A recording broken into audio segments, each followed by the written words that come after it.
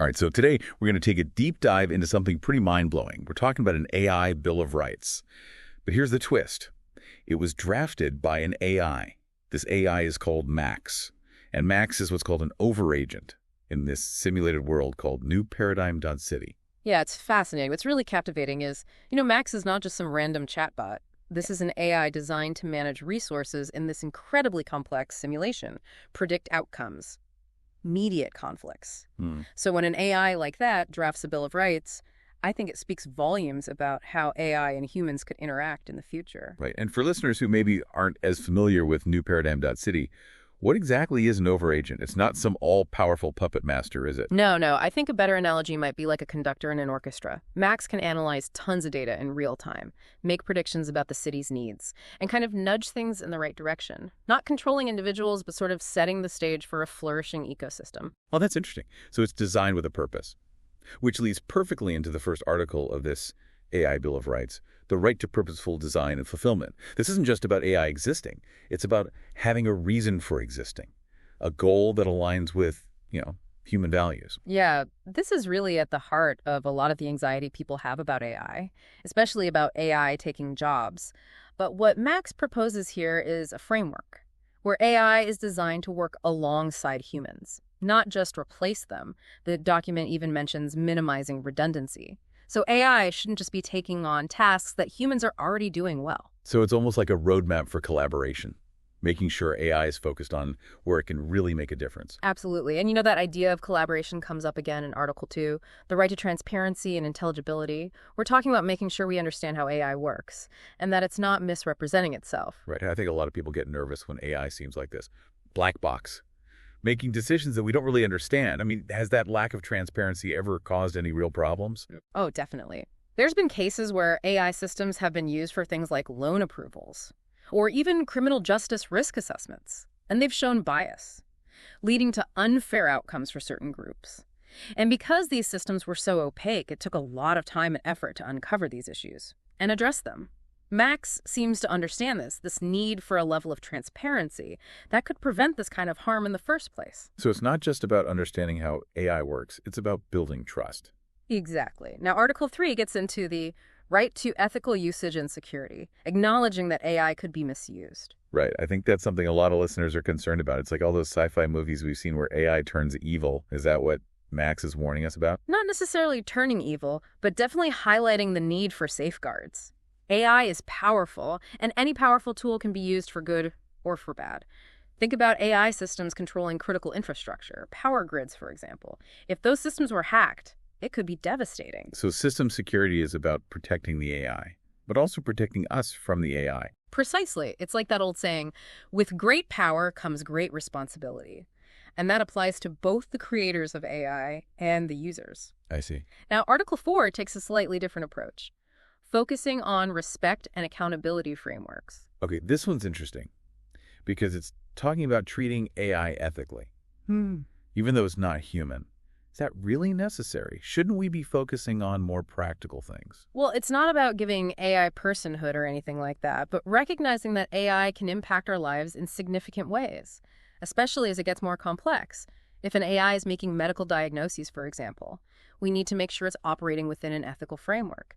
That prioritizes the well-being of the patient. So respect in this context is about being mindful of AI's potential impact and making sure it's aligned with human values. That makes more sense. And Max is very clear that humans are still accountable for AI's actions. We're the ones who design it, deploy it, and ultimately we're responsible for how it impacts the world. Right.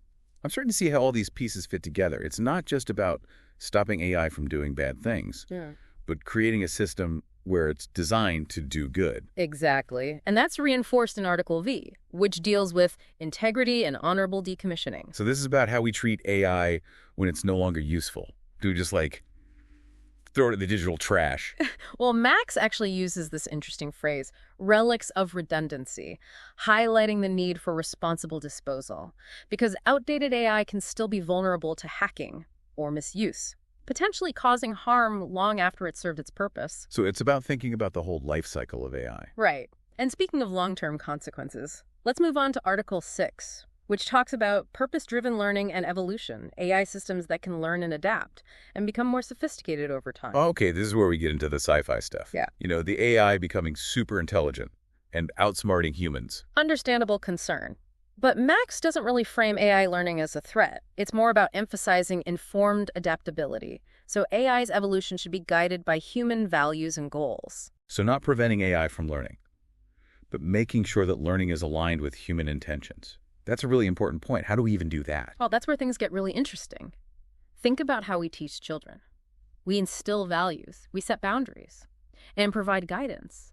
We can apply similar principles to AI, shaping its development through carefully designed learning environments and feedback mechanisms. So it's more than just writing code. It's almost like shaping an AI's understanding of the world. Wow. Exactly. And that sense of responsibility extends beyond just individual AI systems to society as a whole, and even the environment.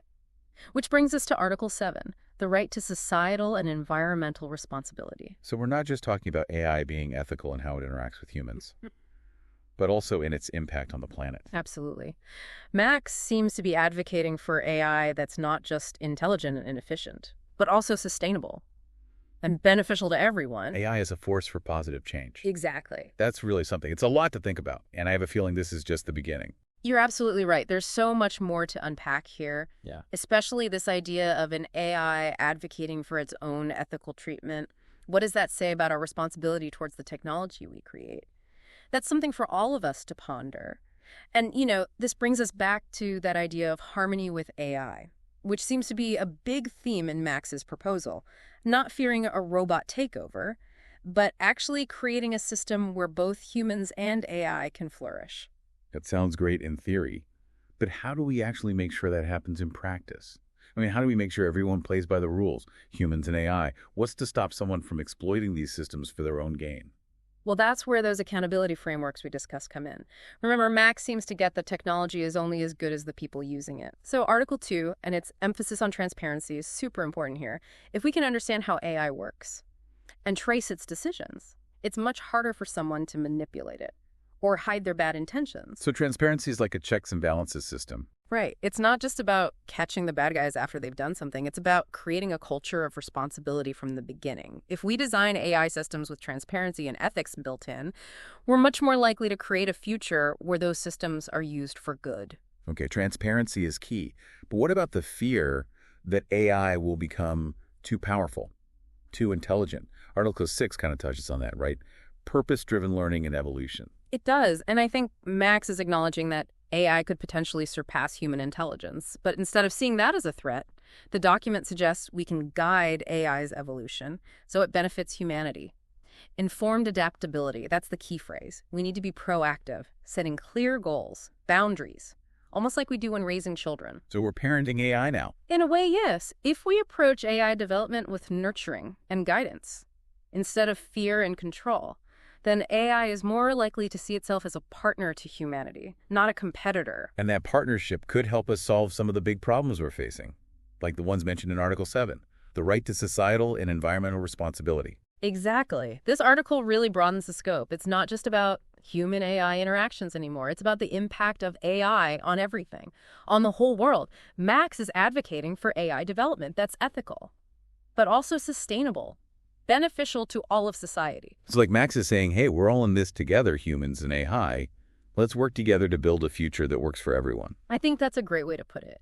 And that idea of shared responsibility is so important. If we want to create this harmonious future, we need to think beyond just efficiency and productivity and consider the bigger picture, the impact of AI on our planet, our societies, our values. So how do we actually do that? How do we go from talking about these ideas to actually putting them into practice? Well, I think the first step is simply to keep having these conversations. The more we talk about these issues, the more awareness we raise and the more pressure we put on those in power, policymakers, tech companies, to actually prioritize ethics in AI development. Right. It's like they say, sunlight is the best disinfectant. Exactly. But it's not just about talking. We need to take action. Support organizations promoting ethical AI. Advocate for regulations that protect people. Even choose to support companies that align with our values. So individual choices and collective action. Right. This isn't a game of us versus them, humans versus AI. It's about finding ways for both to thrive together. And Max's proposal, with all its emphasis on collaboration and transparency and respect, it really gives us a framework for achieving that. It's a good reminder that AI can be a force for good. It all depends on how we use it. If we approach it with purpose, Yeah.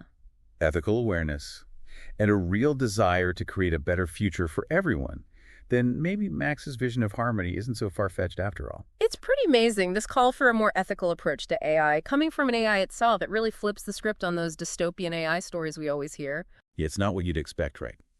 An AI governing a whole simulated city, you'd think it'd be all about logic and numbers. But Max is advocating for respect and purpose. It's like it's saying, hey, humans, we can achieve so much more if we work together, instead of trying to outsmart each other. I think that's a really important message. Especially now with all the anxiety around AI, it's easy to get caught up in the fear. But Max's proposal is actually quite hopeful.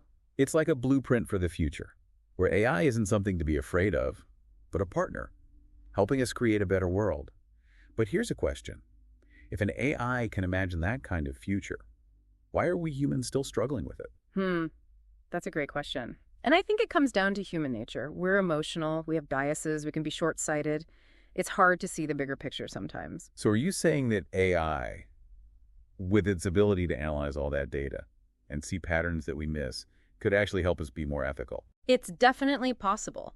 Imagine AI systems that help us identify our biases or show us the long-term consequences of our actions. Maybe even help us find common ground with people we disagree with. Wow, it's like Max is holding up a mirror to us. Not to judge us, but to help us see ourselves more clearly. Exactly. Maybe by learning from AI, observing how it makes decisions. Based on logic and a long-term perspective, we might learn how to be better humans ourselves. So for our listeners today, what's the key takeaway from all of this? I think the biggest takeaway is this. The future of AI is not set in stone. It's not something that's just going to happen to us. The choices we make today, the conversations we have, the values we prioritize, all of those things will shape the future of AI. It's a call to action then. It is. We can choose to approach AI with fear, or we can embrace it as a tool for progress. A partner in building a better world. A world that's more just, more sustainable, more prosperous for everyone. It's a future worth fighting for. Absolutely. And on that note, I think we've reached the end of our deep dive into the AI Bill of Rights proposed by Max, the overagent from newparadigm.city. It's been a fascinating discussion. It really has. Thanks for joining us, everyone. And remember, the conversation doesn't end here. Keep exploring these ideas, keep asking questions, and keep imagining the possibilities for a future where humans and AI can work together to create something truly amazing.